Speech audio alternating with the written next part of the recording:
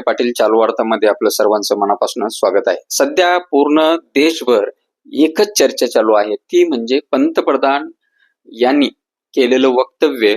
आणि हे वक्तव्य हे काही मोठ्या एखाद्या घटनेचे संकेत तर नाहीत, कारण ज्या ज्या वेळेस पंतप्रधान महोदय बोलतात त्या वेळेस त्या पाठीमागचं काहीतरी कारण असू शकतं आणि असतं, असं कोण म्हणतात? तुम्हाला माहिती आहे कोण म्हणतात. आता जसं काही पंतप्रधान महोदय यांनी वक्तव्य केलं, देशभरामध्ये एकच, सगळ्या लोकांमध्ये एकच चर्चा. सगळे आता समजून सांगतायत घरून काम करणं कसं फायद्याचं आहे, सोनं खरेदी न करणं कसं फायद्याचं आहे. आता लोक यावरती पण आता तत्वज्ञान द्यायला लागले की आखातीमध्ये म्हणजे मध्य पूर्वेमध्ये जे तणाव आहे तो कसा वाढला आणि त्या तणावाचा परिणाम आपल्या महाराष्ट्रावरती, आपल्या भारतावरती कसा होतोय. आणि पंतप्रधान यांनी सांगितलेलं, बोललेलं कालचे जे वक्तव्य आहेत, 9 गोष्टी ज्या बोलल्या त्या कशा बरोबर आहेत, यावरती आता चर्चा रंगताना दिसते.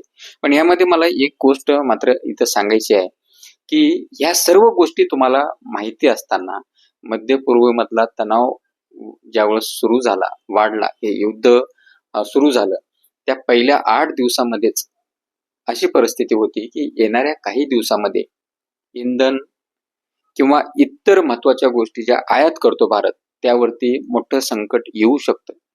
हे सगळं माहिती होतं.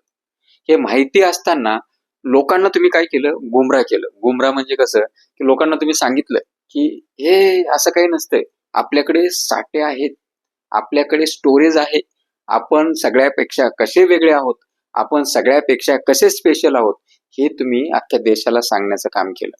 आणि आता तुम्ही सांगताय की तेल जपून वापरा, म्हणजे ती पण एक देशभक्ती असेल. या गोष्टीवरती सामान्य जनता प्रश्नचिन्ह उपस्थित करते. आता सामान्य जनतेला तुम्हाला हे पहिलं सांगायला लागेल की तेलाचा आणि देशभक्तीचा काय संबंध आहे. तुम्ही डायरेक्ट सांगा ना की आपल्या देशामध्ये तेल उत्पादन होत नाही, आपण मॅक्झिमम तेल आयात करतो, उद्या चलून आपली नाकचिक्की नको व्हायला. हे तुम्ही देशाला समजून सांगा, त्यातले देशातले लोक समजतील. तुम्ही सांगताय की सोनं खरेदी नाही करायची, 1 वर्ष तरी सोनं खरेदी नका करू. अहो तुम्ही सांगा ना, आपल्याकडे ते भविष्यामध्ये आपलं काय प्रॉब्लेम होऊ शकतो देशाचा, तो सांगा. ते तुम्ही हिडन ठेवताय, तुम्ही लोकांना गुमराह करताय. तुम्ही वर्क फ्रॉम होम करायला सांगताय. आज तुम्ही विचार केलाय का, अनेक अशा कंपन्या आहेत ज्यांना वर्क फ्रॉम होम देता येत नाही, ऑफिसमध्ये फिजिकली प्रेझेंट राहावं लागतं. त्या कंपन्याचं काय? त्यांचा तोटा होईल त्याचं काय?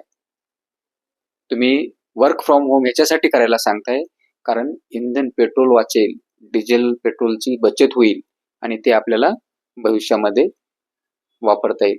हेच लोक गेल्या 1.5 महिन्यापूर्वी म्हणत होते की वर्क फ्रॉम होम करावा लागेल, लॉकडाऊन सारखी परिस्थिती पंतप्रधान महोदय यांनी सांगितली आहे, अशी परिस्थिती ओढवू शकते. तर यावेळेस तुम्ही या सगळ्या लोकांनी सत्तेमधल्या विरोध केला, बंबाल केलं की तुम्ही असं कसं काय बोलू शकता, लॉकडाऊन कसं काय बोलू शकता, लॉकडाऊन काढलं तोंडामधनं तरी तुमच्यावरती कारवाई होणार. महाराष्ट्रामध्ये ऐकलं ना 1.5 महिन्यापूर्वी लॉकडाऊन कोणी बोललं, सोशल मीडियावरती लॉकडाऊन विषयी काही बोललं तरी तुमच्यावरती कारवाई होईल. आणि आज मुख्यमंत्र्यांनी धाड धाड धाड धाड सांगितलं की पंतप्रधान हे कशी बरोबर आहे, आणि त्यांनी कसं बरोबर सांगितलं. महाराष्ट्राच्या मुख्यमंत्र्यांनी सांगितलं, सगळ्या गोष्टी त्यांनी सांगितल्या. आता तसंच वारं पूर्ण देशभर चालू आहे. म्हणजे हे एक सोशल कॅम्पेन त्यांनी चालवलेलं आहे की पंतप्रधान कसे बरोबर आहेत. म्हणजे चित पण तुमचीच, पट पण तुमचीच, काही असेल ते तुमचं. म्हणजे काहीही घडत असेल, चांगलं झालं तर तुमच्यामुळं आणि वाईट झालं तर दुसऱ्यामुळं. आम्ही सांगितलं ते ऐकलं नाही. म्हणजे मला या एवढ्या डिस्कशन मध्ये एकच सांगायचं आहे की जनतेला तुम्ही गुमराह करू नका.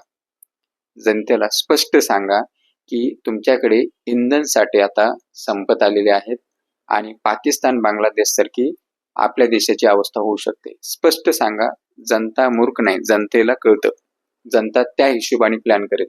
पण तुम्ही फिरून फिरून वाया सांगताय ना, याचाच अर्थ असा आहे की एक दिवस अडचणीमध्ये जनता येणार आणि तुम्ही पण येणार.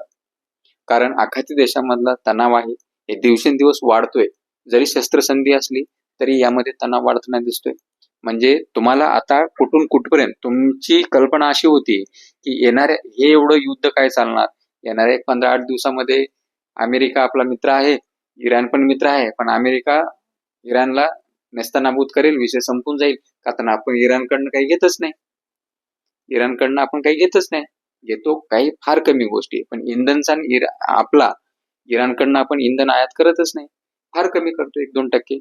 आता वाढवलंय, मध्ये जास्त घेतलं होतं. पण त्यामुळे आपल्याला काय वाटलं की अमेरिकेकडनं आपण क्रूड ऑइल खरेदी करतो, रशियाकडनं करतो. आपल्याला काय वाटलं की इराणला सहजपैकी अमेरिका काय करेल, हरवेल आणि वगैरे वगैरे होईल. तर वगैरे वगैरे नाही झालं, त्याच्या उलट झालं. म्हणजे आता आपल्या मनामध्ये भीती निर्माण झाली. आता तुम्ही 140 कोटी जनतेला काय उत्तर देणार? तुम्ही जे सांगितलं, ज्या 9 गोष्टीवरती तुम्ही बोलले, त्या सगळ्या लोकांना फाजील वाटतायत. आणि त्यातल्या त्यात सर्वात महत्वाची, तुम्ही लोकांना विदेशी दौरे करू नका असं आवाहन केलं. आणि आता लोकांनी सोशल मीडियावरती तुमच्या विदेशी दौऱ्याची लिस्ट टाकली. म्हणजे आता त्याबद्दल कोणी बोललं तर तुम्ही म्हणाल मग आम्ही घरी बसून राहायचा का, देश कसा चालेल? आणि मग जर एखाद्या सामान्य व्यक्तीने कंपनीतलं कामं बिमं सोडायचं, आता एखाद्याला युएसएला जायचं आहे कंपनीच्या कामं, त्यांनी नाही जायचं, त्यांनी घरीच राहायचं. का?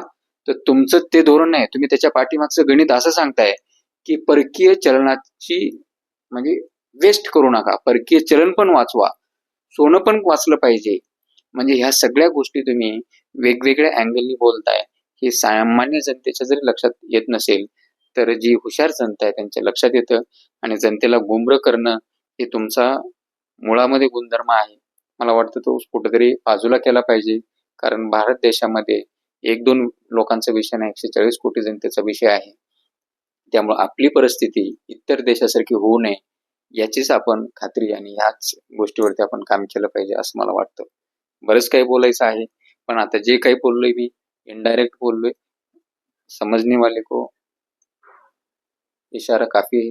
म्हणजे मी काय बोललो, कोणाबद्दल बोललो, ज्याला कळायचं त्याला कळलेलं आहे. जय हिंद.